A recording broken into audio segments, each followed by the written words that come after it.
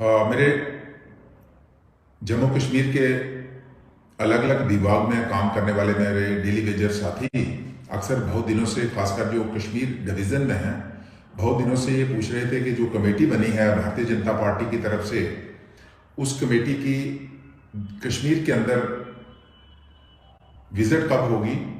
ये अक्सर दिल्ली बहुत से साथियों को टेलीफोन आते थे, तो मैं कश्मीर डिवीज़न के सभी डेली वेजर्स जो अलग अलग डिपार्टमेंट के अंदर काम करते हैं, मैं उनको जानकारी देना चाहता हूं कि हमारी कमेटी, जिसमें श्यामलाल शर्मा जी उस कमेटी के चेयरमैन हैं और बाकी 4 मेंबर्स हैं, कल यानी कि 3 तारीख को, 3 जनवरी को, कल और परसों 3 और 4 को हमारी कमेटी 2 दिन के लिए कश्मीर के दौरे पे होगी।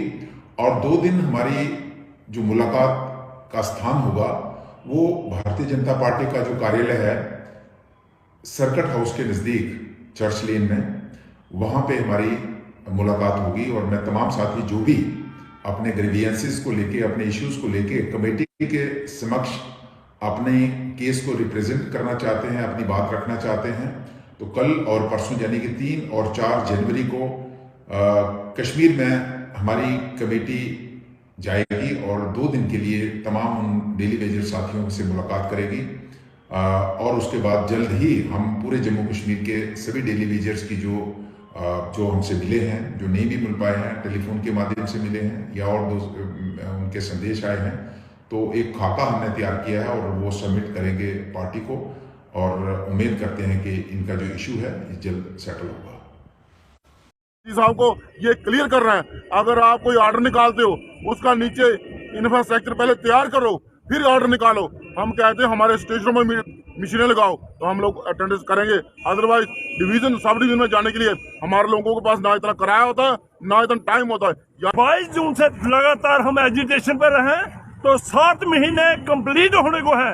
हमारा जी प्रशासन अभी भी कहीं सोया हुआ पड़ा है। हमारी ओर से स्पष्ट मैसेज कि 22,000 मुलाजिम 28 तारीख को जम्मू में और अदर डिपार्टमेंट के लोग मिलके तकरीबन 60,000 मुलाजिमों की संख्या बनती है। गवर्नमेंट मुर्दाबाद, मुर्दाबाद, मुर्दाबाद, गवर्नमेंट मुर्दाबाद, मुर्दाबाद, मुर्दाबाद, अर्जी प्रशासन मुर्दाबाद, मुर्दाबाद, मुर्दाबाद, रेगुलर पॉलिसी लागू करो, लागू करो, लागू करो, रेगुलर पॉलिसी लागू करो, लागू करो, लागू करो, पहले वैसे क्लीन करो, क्लीन करो, क्लीन करो, बदला मजदूरी बंद करो, बंद करो, बंद करो, मजदूरों का शोषण बंद करो, बंद करो, बंद करो, मजदूरों का शोषण बंद करो, बंद करो, बंद करो। देश के हित में करेंगे काम करेंगे पूरे काम, देश के हित में करेंगे काम करेंगे पूरे काम। अभी तो अंगड़ाई है, आगे और लड़ाई है, अभी तो अंगड़ाई है, आगे और लड़ाई है। भारत माता की मैं Hoshiyar Singh PH employed United front member. 22 जून से लगातार हम एजुटेशन पर रहे, तो 7 महीने कंप्लीट होने को है। हमारा जी प्रशासन अभी भी कहीं सोया हुआ पड़ा है।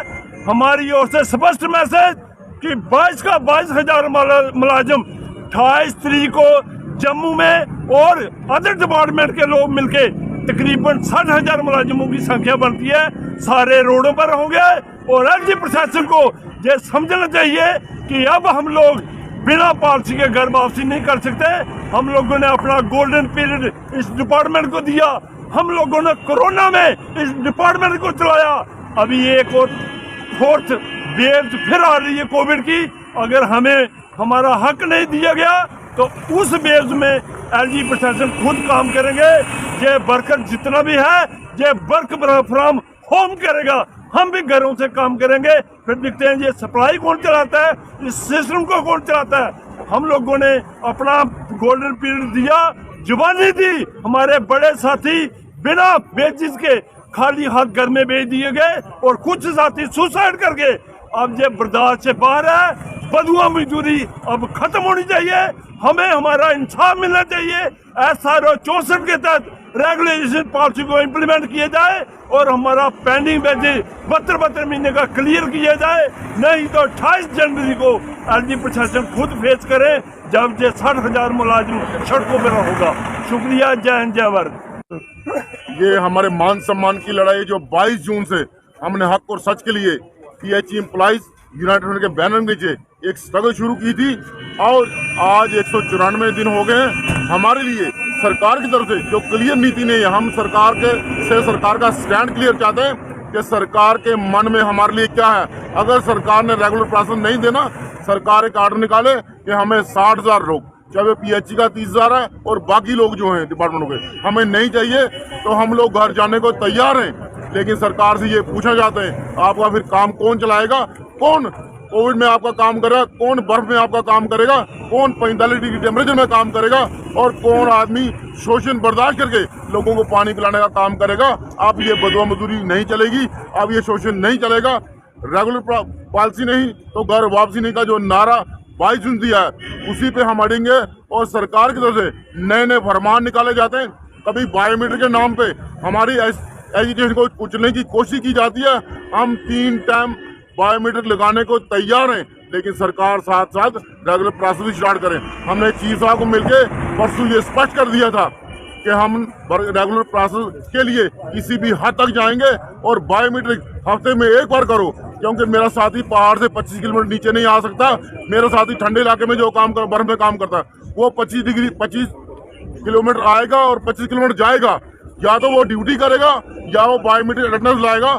सरकार को और चीफ साहब को और हमारे LG साहब को ये क्लियर करना है, अगर आप कोई ऑर्डर निकालते हो उसका नीचे इंफ्रास्ट्रक्चर पहले तैयार करो, फिर ऑर्डर निकालो। हम कहते हैं हमारे स्टेशनों में मशीनें लगाओ, तो हम लोग अटेंडेंस करेंगे। अदरवाइज डिवीजन सब डिवीजन में जाने के लिए हमारे लोगों के पास ना इतना किराया होता है, ना इतना टाइम होता है। या तो पानी चलेगा या बायोमीटर लगी। मैं इन्हीं बातों से अपनी वाणी को विराम देता हूँ। जय हिंद, जय भारत।